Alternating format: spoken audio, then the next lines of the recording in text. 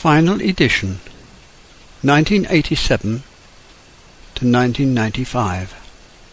Chapter 1. Packing Up.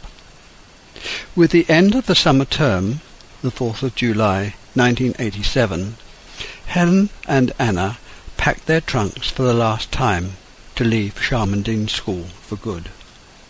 Anna started daily Spanish lessons with a teacher living in Buckingham, and Helen, who had finished secondary education, prepared to take up studying acting and dance at Drama College. Meanwhile, Josephine and I had our work cut out to decide what we should take, what to sell, and who should have the remainder. Our one-time normal, quiet and peaceful house was now a hive of feverish activity. Life was exciting. We were on the move again. College Farm had been an all-too-brief interlude in our short married life. It had been a wonderful place for us both to find our feet, positioned as it was in an ideal village setting, built of stone with a thatched roof and latticed windows, set in 3 acres of garden and paddock. We were going to miss its rustic charms. Anna and I were off to Spain. Helen to continue her education at the Ivan the Novello School of Drama at Littlewick Green, and Josephine to shuttle between the two. There wasn't going to be much resting, for there was much to do and a lot of challenges, most of it new and exciting. Josephine's new job was to be Director of Hill Samuel Financial Services, Spain. Her area of influence covered mainly southern Spain and the peninsula, in particular those areas closest to the English-speaking expatriates living within easy reach of Gibraltar and Malaga Airport. This explains why we chose to live in SOTOGRANDE, favourably placed between Gibraltar and Estepona. Her main task was to find office accommodation to suitably represent the company, positioned in a strategic plot with a frontage convenient for prospective clients. Josephine's second task was to make a connection with an established local business person knowledgeable about the workings of estate management, house and land purchase, that had a firm understanding and working knowledge of the local requirements of house purchase in Spain. Such a person was Trevor Dine, owner and proprietor of Andalusia Properties, who was developing SOTOGRANDE. His partner in the business was a local Spaniard who had Spanish estate management qualifications, and their staff of all local people were well versed in local tax issues and all the legal requirements. The offices of Andalusia Properties were set back on the main highway, with ample car parking space to its front.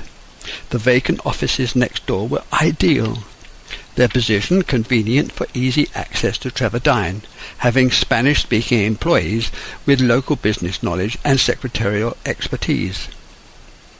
It was a perfect setup for both agencies. Trevor and his wife Janet were kind and thoughtful, ever willing to put themselves out for their fellow countrymen, who lived in SOTOGRANDE and knew all the local business people.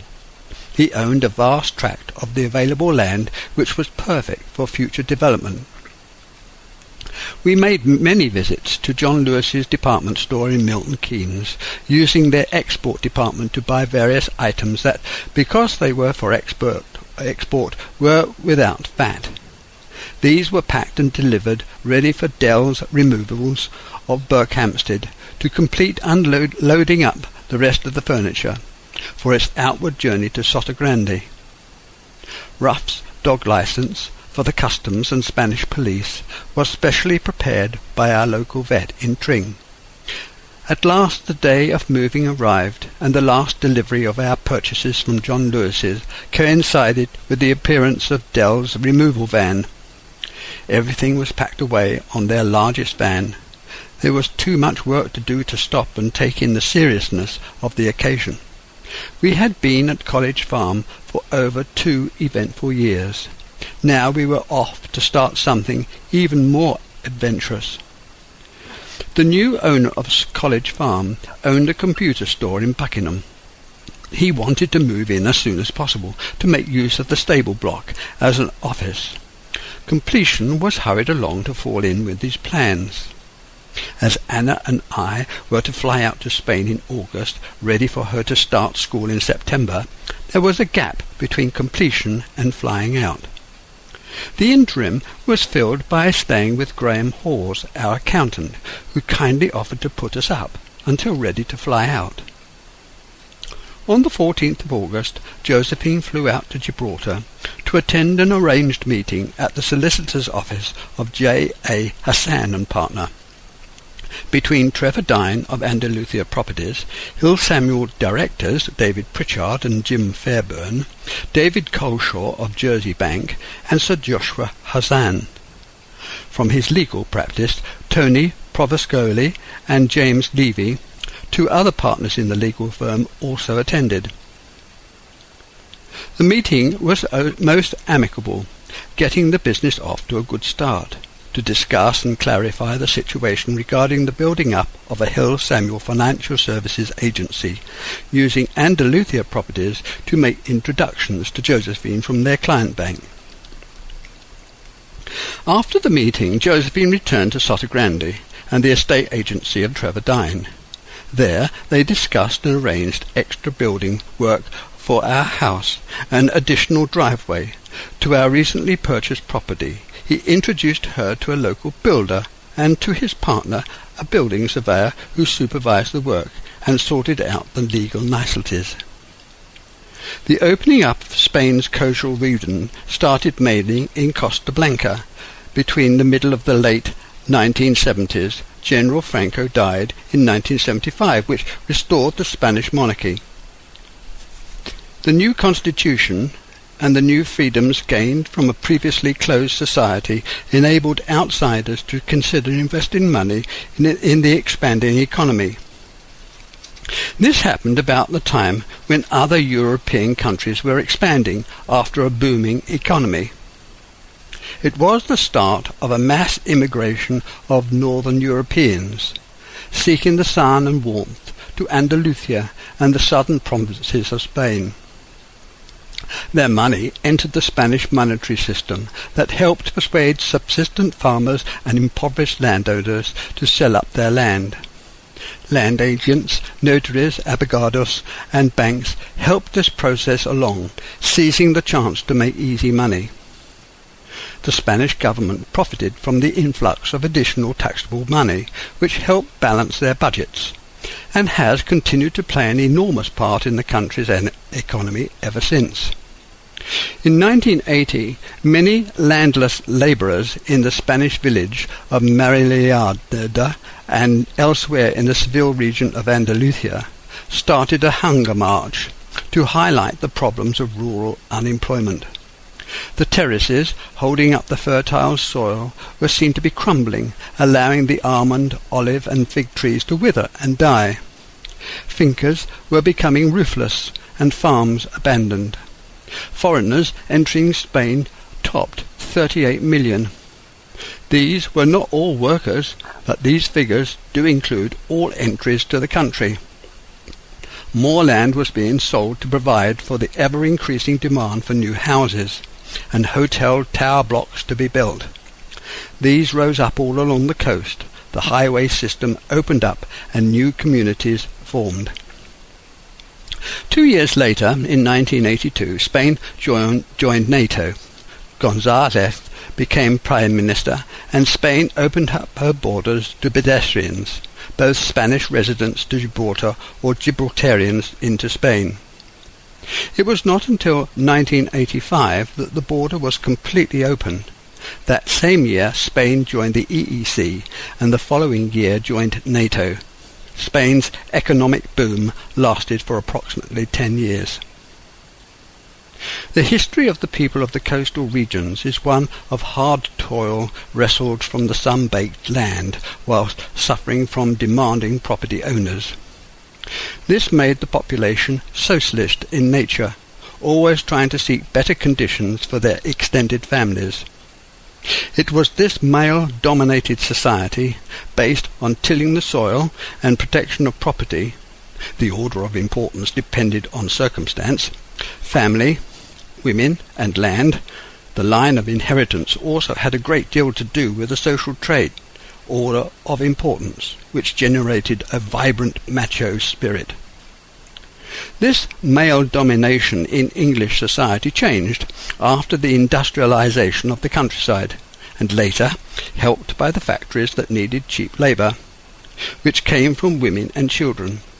The progress of women's importance to the society was further advanced by the First World War, not only needing more trained labour, but literally taking over men's work, who were away fighting.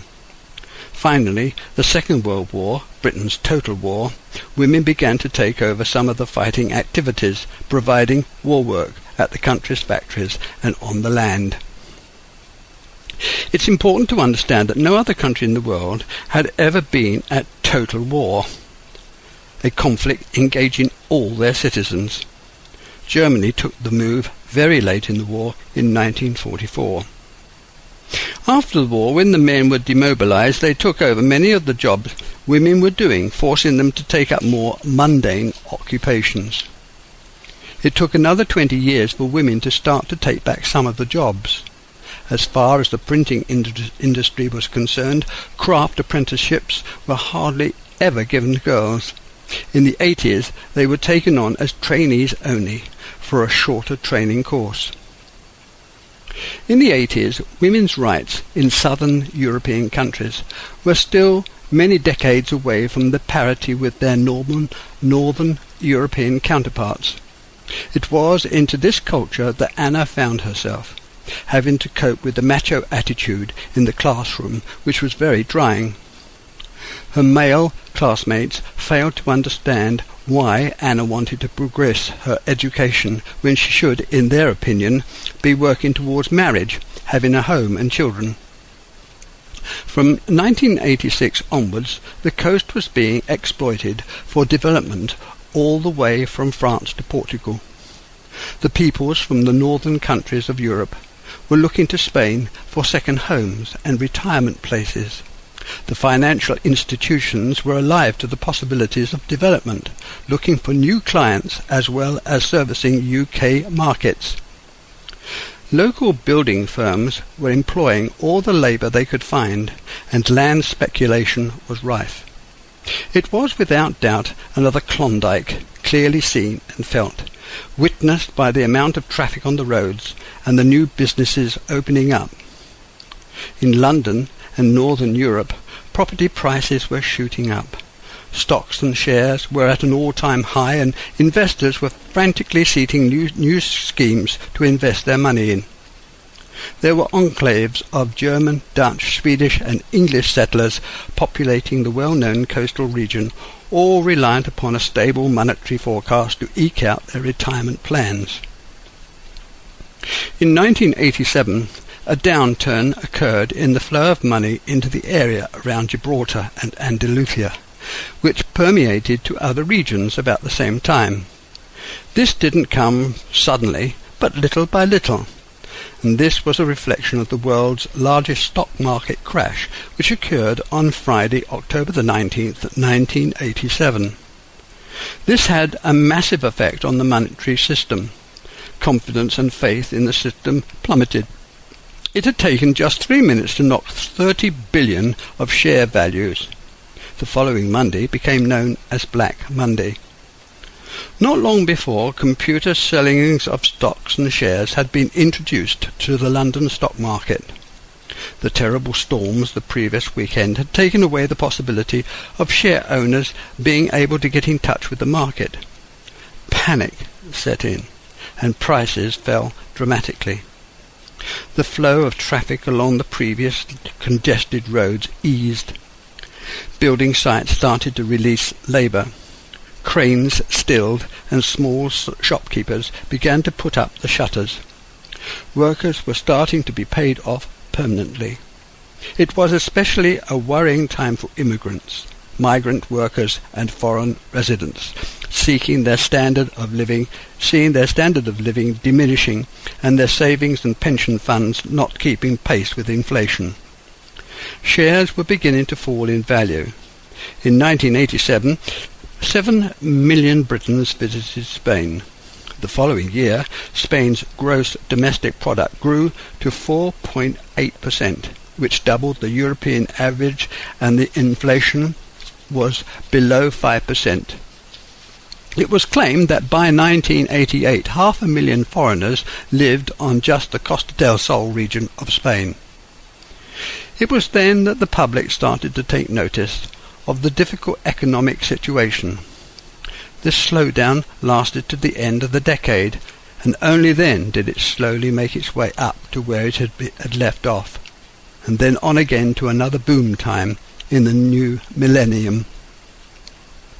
In 1987-88, there was a definite downturn in the Spanish economy caused by international fuel prices and global recession. This was affecting the amount of money taken out of the UK and northern European countries. The financial industry was in turmoil, not just from having to service clients who were at a distance from their agents, expatriates, but having to try to keep to their promises. It was all working out exactly as we had predicted, which, although gratifying to us, was most unsatisfactory and in reality unworkable. We knew and appreciated the difficulties suffered by residents and friends around us. You could feel the tenseness and concern fellow English people had towards their position. For those who had not thought about leaving, they too were now checking the newspaper financial columns, worrying about the loss of value their property was having, wondering if they would ever see England again. This financial fluctuation was and is a cyclical event, with no clear indication of exactly when it will strike. However, what one can say is that fluctuations will occur. Anyone buying a house abroad must be aware that these downturns must be catered for in their calculations. This, coming on top of language and cultural differences, makes the decision to move abroad both problematical and plagued by difficulties. It is not something to be taken lightly. The economic boom and bust cycle seems to occur every 7 to 10 years, caused by overinflation of the housing sector, cheap mortgages, little or no deposit, and high salary multiples. This overinflation regularly happens in Western consumer housing markets, and always will whilst there is no control by the main banks. Individuals have to understand that this can happen, and put aside capital to withstand the period of economic downturn, which takes about 3 years before picking up again. There were many people, families, who found the financial and economic conditions of that period difficult. They too were being influenced by happenings in their own home countries, not just a UK phenomenon. To some degree it was happening right across the European community. The counter that trend Josephine and I had to make our property over a period of time more valuable, desirable, even if we had to make it into a holiday villa. We were totally ignorant about the state of the market when we sold College Farm that June. The boom time was a few months off its peak, and from late autumn 1987 the market steadied and then, very slowly, started to go down. This we were not to know, nor even guess. By the time we reached our new home and had taken breath, it was beginning to be discussed and commented on in the media. But still the population was not unduly alarmed, and by the end of the year it was a published fact, but the enormity unknown, and the future unimagined. 3 weeks later, on the morning of the 4th of September 1987, Anna, Ruff and I flew out to Gibraltar. Ruff, our pet dog, was supposed to be in a box on my lap, but in the event she sat on my knees and was just perfect, being petted by all the flight attendants. We picked up a new automatic Mitsubishi Lancer, ordered 3 months before, and drove out to SOTOGRANDE. This was the first time that Anna had seen the house, and she was suitably impressed, especially by having her own bedroom and bathroom. The removers had been previously arranged to deliver that day, and were waiting for us to open up for them to make a start. They had had an interesting journey down. Finding out that they were a little early, they had stopped off to have a swim, and whilst they were enjoying themselves on the beach, thieves had made off with all their paperwork from their cab, including their passports, and having informed the civil guard they had to prove who they were and what they were doing. It had totally ruined their swim. It didn't take them long to have everything in place. Now, having to make up time, Anna and I brought with us some essential things to eat and drink, so we tucked into that at the same time supplying the men with tea. The new red Afghan rugs made each room warm and comfortable, giving a touch of oriental flavour. The new beds made up and the linen put away. The new bungalow, straight out of a Mediterranean magazine, white painted walls and marble floors, looked a treat. And now it's my job to design and plan the garden, making it match the locality with bougainvillea, azaleas, lavender and rosemary. On our first afternoon in Spain, when the removal men had left, Anna and I walked round the adjacent roads to get our bearing. On that walk, I explained to Anna that we would be together a lot, and that she should fully trust me. I was very conscious that I was going to be alone with a 14-year-old girl, and that if we were going to make a success of this venture, our relationship would have to be like father and daughter. She would have to trust me completely, and be safe, rely upon me. I was determined that life with Anna would be as perfect as possible, and I was going to be at home all the time just looking after her, and it was essential for us to be good friends and companions. With all our experiences there, Anna and I became very close, and we went most places together, shopping, visiting friends and touring the local historic places with our trusty dog Ruff. Thankfully, I had not only the experience but also all the necessary skills to run the home and make it a secure, friendly and happy base. And I'm pleased to say that Anna realised the importance of what I was saying, and I never had to ask her to trust me again. And I don't think she ever shared neither crossword nor argument, which was not only fortunate but showed our characters. I knew then that I was very lucky, for the whole enterprise could have been put in jeopardy if Anna had been unhappy or found trying to learn Spanish impossible. Josephine motored down from Altea after seeing clients, bringing with her a few personal items left over from the sale of Bernier Golf. She arrived tired out late on the evening of the 8th of September after driving for 8 hours non-stop. She was with us for a week. It was indeed a perfect home.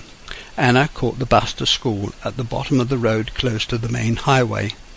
It took about half an hour going straight through Estepona to the outskirts of the town, almost opposite the Continente supermarket. For Anna to take on having to learn a new language straight away to the standard of a 14-year-old was daunting, but she managed it by dedication, hard work and perseverance. Soon after moving in, we arranged for a tutor to come in twice a week to help Anna with her homework and the language. And Walter Vane gave the occasional maths lesson, which was very kind and thoughtful. To some extent, I am sure Walter and Beryl felt some kind of responsibility in what had happened to us, and particularly to Anna. Whilst living in SOTOGRANDE, I went to Gibraltar at least once a week. I found Gibraltar fascinating, and it wasn't long before I did the usual tour, finding out about its history. It had a population of 30,000, a religion of Catholicism, and is mainly Spanish-speaking, with an English educational system. The problems at the border, trying to get in and out, were always difficult. Relations between England and Spain, or Gibraltar and Spain, were forever affecting ease of travel. Traffic was held up and passports demanded. It was faintly pathetic and nonsensical, and still is today. I found Gibraltar very interesting and inviting, having all the amenities available, similar to those found in England, from Lipton's, later to change owners, where English tea could be bought, to hardware stores where you could make yourself understood asking for building, electrical and plumbing tools or materials. The builders, previously arranged by Josephine and under the direction of Trevor Dine, had been in to construct a double garage plus a small studio at the rear.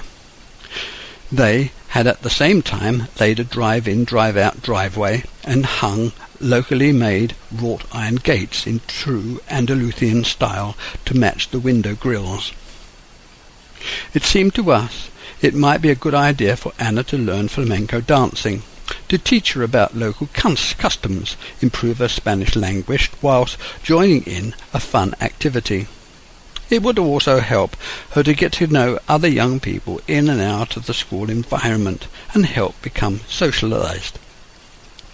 One of the things she was not able to learn was all those things you learn from your parents' knees: nursery rhymes, local customs, history, slang and manners. And being with other young people partaking in a local custom and culture would give some insight and knowledge about such things, at least make some effort to integrate and conform. She joined the class in San Roque and later in Casares, continuing her lessons for much of her stay in Spain. She had the right classical dance clothes, shoes and castanets, not to be out of place, and taking part in the displays to the parents. It was enjoyable for me too, and a good exercise, an excuse to walk around the town in the evenings with Ruff, watching and listening to the local Spaniards, taking in the sights and sounds, to have a cup of coffee whilst waiting for Anna to finish her lesson. It was during this period that Anna had to attend summer school to keep up with the others in her class. This took out 2 weeks from her summer holidays, and at this time we were still not 100% sure that her educational assessment by the Spanish Embassy in London would be accepted by the authorities. The school pressed us to get this further validation, and I would have to go to Cadiz. After all, if not done, she might not get her baccalaureate, which would make all her hard work null and void. Anna and I drove to Cadiz, eventually finding the head of education for the province, who did kindly append his signature to Anna's assessment, which made the document accepted as official work. What a relief that was! Each year the work became more and more difficult for her, and each student had to stand in front of the class and explain the current problem to the others, to show that they understood the subject. She also had to take Latin, written and grammar. It is important to say that I believe that Anna fully appreciated her need to have to work hard. She knew by then that trying to fit into a macho male-dominated society would be difficult and stressful. However, if I were asked then whether she was happy, contented and fulfilled at home, I would have answered yes. Later on, Anna insisted on completing her education in Spain, and because she didn't want to leave, when Josephine was faced with the possibility of having to go back and work full-time in England. I was amazed that she had such foresight and logic to rationalize where her best interest lay. She was not proved wrong. It wasn't long before we started altering the front garden. The new entrance to the circular drive would give easier access. New double wrought iron gates were especially made and a natural stone drive constructed. The garden borders planted with azaleas, lavender and laurel, and we planned a pergola to stretch from house to the garage with a fountain beneath, enclosed behind large iron gates. Rubber and almond trees planted in the garden, to be viewed and framed by the gates. We contacted a local garden centre not far along the coast and asked their advice about telling him the area size and showing him a plan. He subsequently wrote out a list of trees and shrubs suitable for each part of the garden, Advised removing a certain amount of the existing soil, then replacing it with a larger amount of new topsoil. I was sure going to need a wheelbarrow. Anna had to go to the dentist to check whether she should have some wisdom teeth out, to give the others room to grow. His diagnosis was that she should have 4 out as soon as possible. Thankfully, Anna was keen to have this done, so I didn't need to do any persuading. Had she known how painful it was likely to be, and what a struggle to the dentist, she might not have been so compliant. She was to have 1 wisdom tooth out each month, a trial she undertook without any complaining.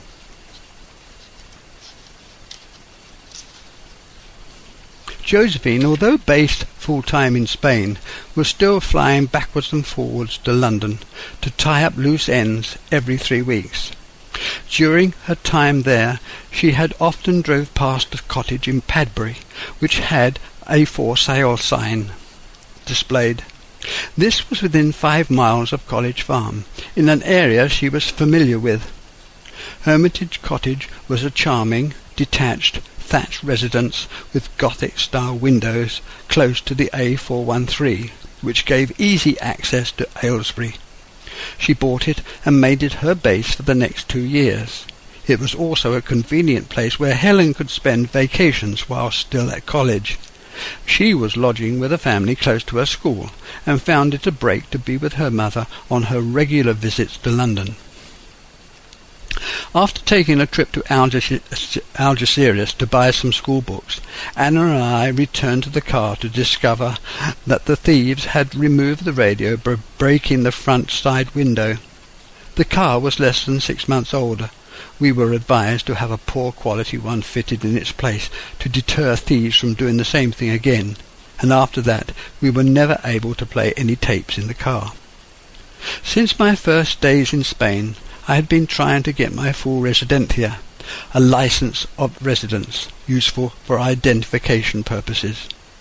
I made many visits to the local abogado, filling in numerous forms, and eventually achieved this small hurdle, which made me feel considerably more qualified and committed to Spain, and this also helped me when dealing with the local services and educational authorities. Hill Samuel Management decided to install a person from their offshore banking group in Jersey, based part of a Switzerland bank called Van Ernst, to head up the team in Spain, bypassing Josephine. It transpired that this Swiss bank was taking over in Jersey, making some redundancies. Placing one of their employees in Spain relieved them from paying an extra salary.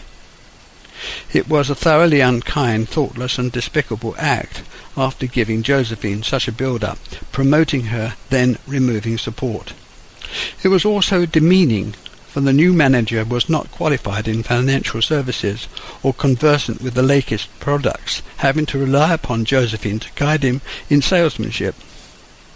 Whether or not this was an act which led to the eventual breaking up of Hill Samuel in Spain is debatable, but it certainly undermined the progress that had been made and slowed up making more contacts.